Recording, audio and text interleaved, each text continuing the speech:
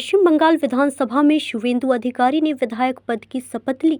इस दौरान राज्यपाल आर.एन. रवि भी मौजूद रहे। शपथ ग्रहण समारोह के दौरान विधानसभा परिसर में सुरक्षा के कड़े इंतजाम किए गए थे।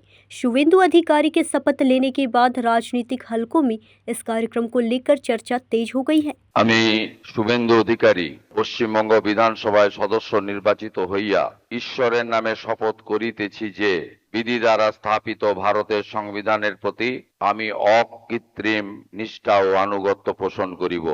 আমি ভারতের সার্বভৌমত্ব ও অখণ্ডতা রক্ষা করিব এবং যে কর্তব্যভার আমি গ্রহণ করিতে উদ্যত হইয়াছি তাহা নিষ্ঠাপূর্বক নির্বাহ করিব।